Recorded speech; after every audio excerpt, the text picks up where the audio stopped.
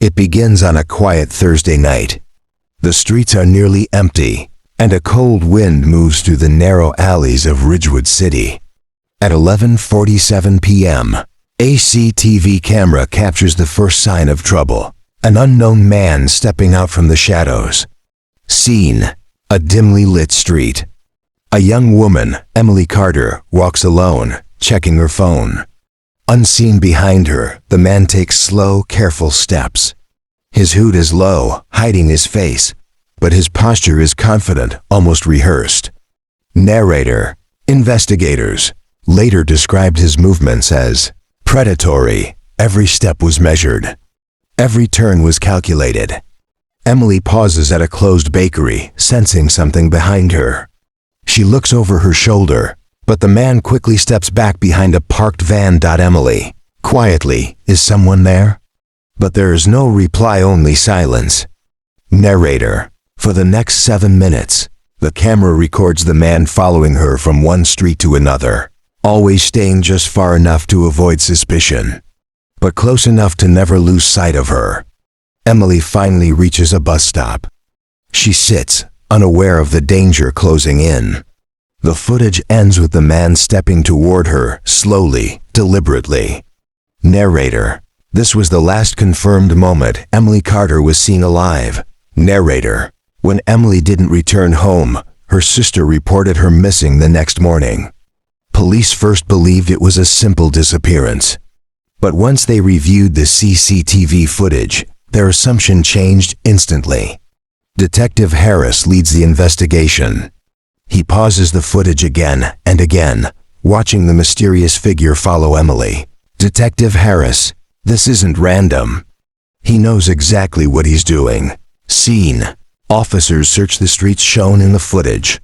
They discover a dropped earring belonging to Emily and faint drag marks, leading toward an abandoned construction site.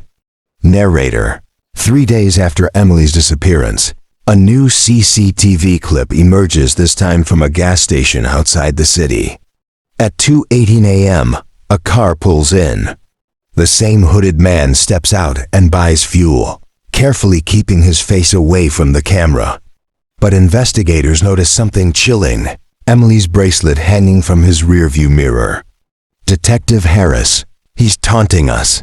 Scene: police track the direction the car traveled, leading them into the forested outskirts. A drone search reveals an abandoned cabin hidden under thick trees. Inside the cabin, investigators find a chilling setup: maps, rope, camera equipment, and newspaper clippings of other missing women.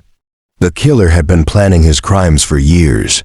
Then, in a locked drawer, they find a USB drive labeled Victim 7. Narrator: Emily was not his first. She was his 7th. The video contains the final part of the truth: Emily trying to escape, running through the cabin's back door, but the man catching her within seconds. The recording ends abruptly, leaving her final moments unknown. Narrator: despite the discovery, the killer himself had vanished. No one knew his name, where he came from, or where he went next. Only one thing was certain: he would strike again. The site was massive half-built walls, dark stairwells, and dozens of blind corners. It was the perfect place for someone to hide or trap a victim. Inside, investigators find more clues: a torn piece of Emily's jacket and footprints that suddenly disappear near an old service elevator.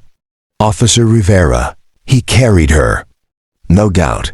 Narrator: but the killer left no fingerprints, no DNA, nothing that could identify who he was. It was as if he was a ghost. Meanwhile, news spreads across the city. People become afraid to walk alone. The police release a blurred image from the CCTV in hopes someone recognizes the man. But days pass, and nothing. Narrator: whoever he was, he had done this before.